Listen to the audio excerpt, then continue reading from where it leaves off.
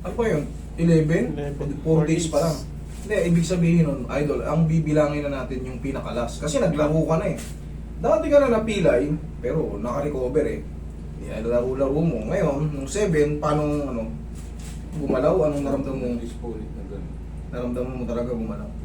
Sige, pagka tandaan nyo, yung 1, 2, 3, 4 days, normal lang yan, masakit, mamamaga kasi yan eh. Hanggang 2 weeks, normal ba yan. Pero pag 3 weeks na pataas, magtaka na kayo.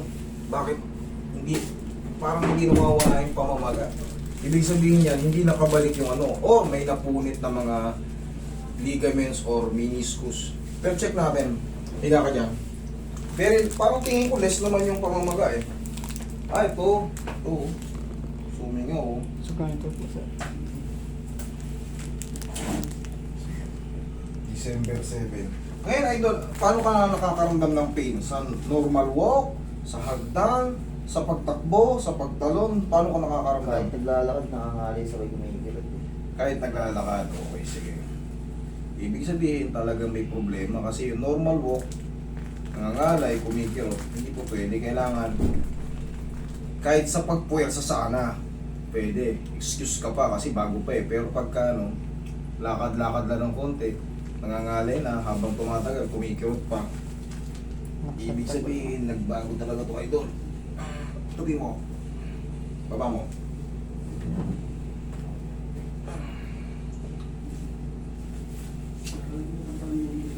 Pero kaya natin yan. Mamaya, kailangan na maramdaman mo yung ganitong pain, kailangan mga lahati yun. Or, mas maliit pa. Pag gano'n nangyayari, pahinga na lang ng konting araw.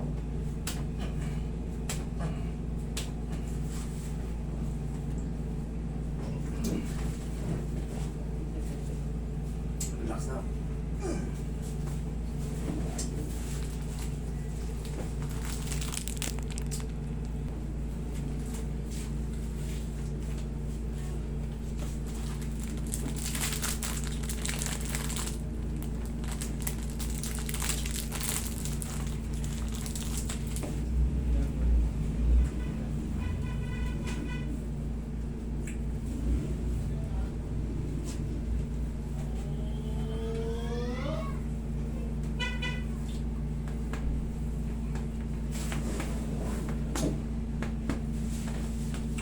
Pagmula ba na ito lahat?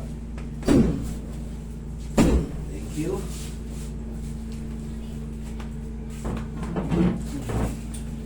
Ano yung bandage guard?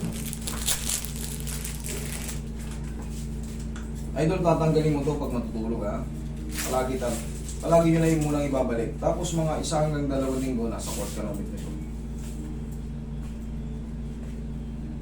Ikasan mo to, idol. Sipa. Yan, sipa. May kita pa. Yung, isa pa. Thank you.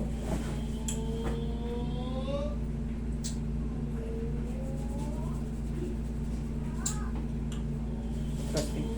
Check, lakad. Tingnan mo kung ano yung mas maganda ngayon or yung kanina or lakad ka. Yan.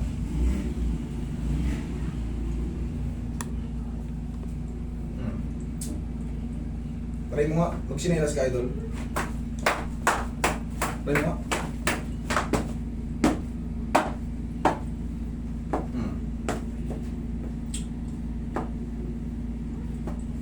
May matitira pa yung konti, idol. Ganito.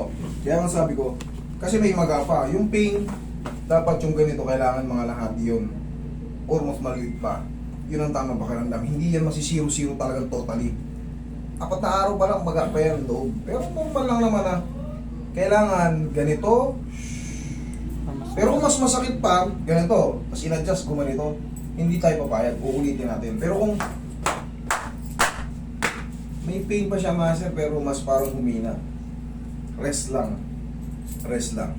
Kasi normal lang na magre-retaliate yung pilay, magsuswell talaga. Okay? Anong pakiramdam mo? Pwede pa natin ulitin kung talaga may pain.